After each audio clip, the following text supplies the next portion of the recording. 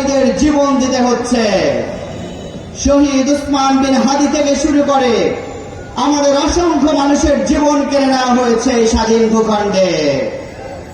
কিছু সুশীল সমাজ এই হত্যাকাণ্ডের জাস্টিফিকেশন করার চেষ্টা করছে। আমরা স্পষ্টভাবে বলে দিতে চাই যে বুদ্ধিজীবী কবি ও কেরানি প্রকাশ্য পথে এই হত্যার প্রতিশোধ চায় না, আমরা তাকে ঘৃণা করি। ইসলামের ইতিহাসে মদিনা রাষ্ট্র প্রতিষ্ঠা হওয়ার পরে আমরা দেখেছিলাম মদিনার বাজারে আমাদের একজন বোনের শ্লীলতাহানির কারণে একটি বড় যুদ্ধ সংঘটিত হয়েছিল। কিন্তু বাংলাদেশের স্বাধীন ভূখণ্ডে কিছু চাঁদাবাজ কুলাঙ্গার আমাদের মায়েদের উপরে হয়ে শ্লীলতাহানির এবং তাদেরকে হত্যার বিবস্ত্র করার হুমকি দিচ্ছে।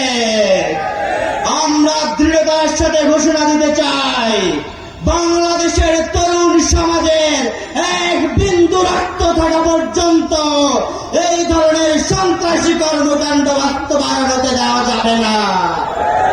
সংগ্রামী সিলেটবাসী, প্রিয় শাহজালালের উত্তরসূরি, আমি আপনাদেরকে উদাত্ত আহ্বান জানাতে চাই, আমাদের এই জীবন একদিন অবশ্যই দিতে হবে, আমাদের অবশ্যই মৃত্যুবরণ করতে হবে।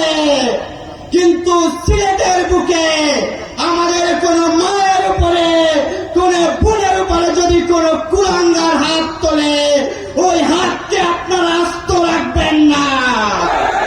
আমরা জীবনের বিনিময়ে এই সন্ত্রাসীদেরকে মুছে দিতে চাই।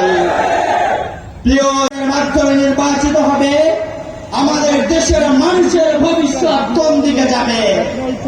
আবার কি আমরা গোলামীর জিঞ্জির পরব, নাকি আমরা আজাদী হয়ে মুক্ত বাতাসে কণ্ঠ উঁচু করে কথা বলবো?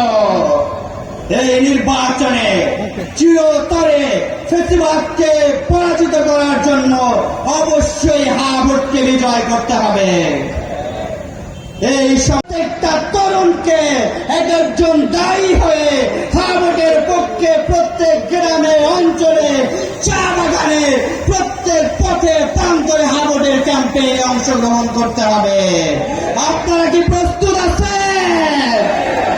সাথে সাথে এই নির্বাচনে যাতে কোনো জালিম, পাথর দিয়ে মানুষ হত্যাকারী, রামদা দিয়ে দিবালোকে কুপিয়ে আমার ভাইকে হত্যাকারী, আমার ভাইয়ের গায়ে, বোনের গায়ে হাত তোলা সন্ত্রাসী, চাঁদাবাজ কুলাঙ্গার যাতে ক্ষমতায় আসতে না পারে, এজন্য দেখে শুনে বিবেক বিবেচনা দিয়ে ন্যায় ও ইনসাফের প্রতীককে বিজয় করতে হবে।